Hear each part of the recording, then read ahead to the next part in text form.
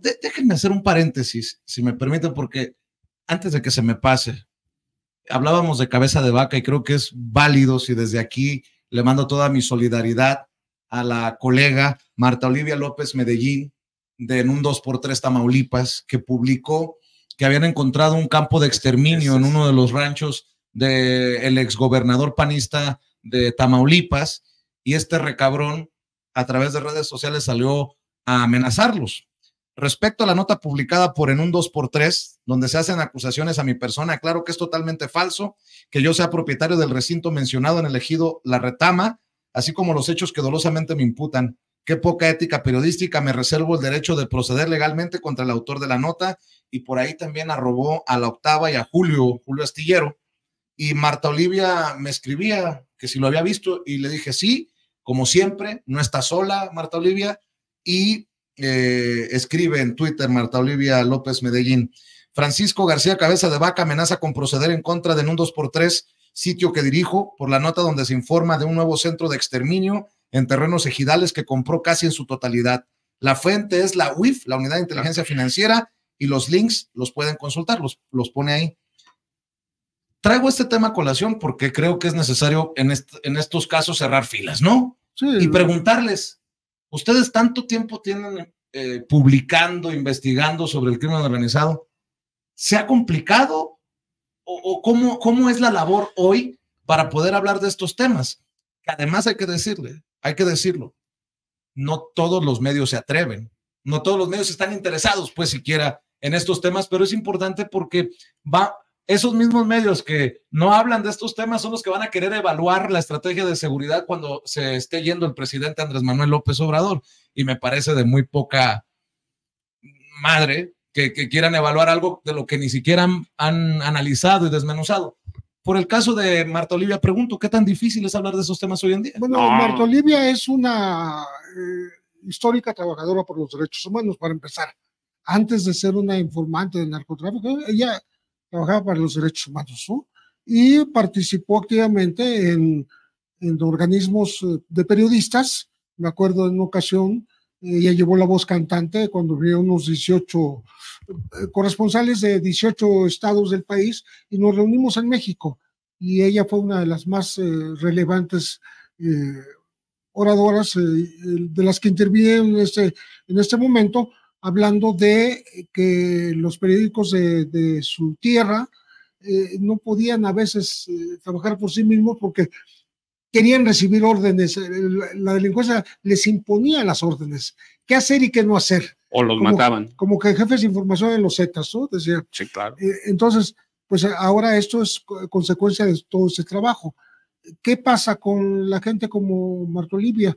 Pues que están muy cerca de los trancazos, muy cerca de los balazos y muy cerca de la violencia, no como los que ejercemos el periodismo, digamos, desde la Ciudad de México, del centro del país, ¿no?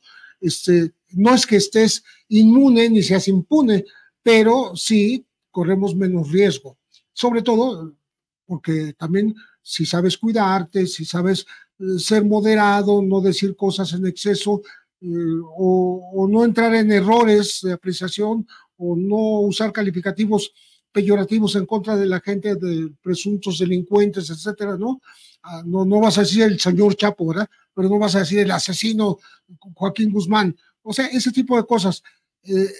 Y el cuidado de tu información, que esté perfectamente cotejada, cruzada, etcétera, para que no haya falsedad, nos protege. Pero, ¿quién protege a los que trabajan en los estados? Pegaditos a la violencia y a... Bien dice Andrés Manuel López Obrador que las banquetas están muy angostas en esos lugares. Así es, no necesitas cruzar la calle para estar en la otra banqueta, ¿no? Pero mira, yo además sumaría otra cosa. Estábamos hablando de los monstruos que crea el sistema, o creaba el sistema priista panista. García Cabeza de Vaca es uno de ellos. Hay que ver cuántas propiedades tiene, hay que ver todo lo que robó, hay que ver... yo además lo documento. Creó un cuerpo élite de policía, el GOPES, que se dedicaba al narcotráfico, al crimen organizado, punto, a las desapariciones, a la extorsión, a todo. Pero ¿qué pasa? Pues mira, la prensa, y ahí entra el otro factor, la prensa vieja, la prensa corporativa, lo ha cuidado. Sí, se ha llegado a la ignominia.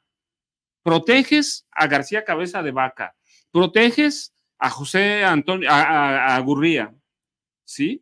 José Ángel Gurría Treviño, proteges a Alito Moreno, proteges a Silvano Aureoles. Es el viejo sistema operando. ¿Gurría de quiénes? López Portillo, Miguel de la Madrid, Ernesto Zedillo. El Fobaproa es obra de él. Es un hombre que se jubiló a los 46 años. ¿Quién de nosotros lo puede hacer a los 46 años de edad? Con una jubilación que hay que ver como 120 y tantos mil pesos mensuales. Sí, el sistema que crearon el PRI y el PAN estaba diseñado para crear ese tipo de monstruos y para protegerse. Y ahí entró esa prensa.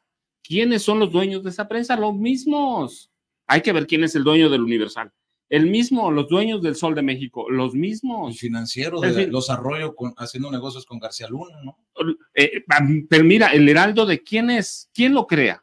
Un grupo que sale de la quiebra con la primera dama de Felipe Calderón Hinojosa, Margarita Zavala Gómez del Campo.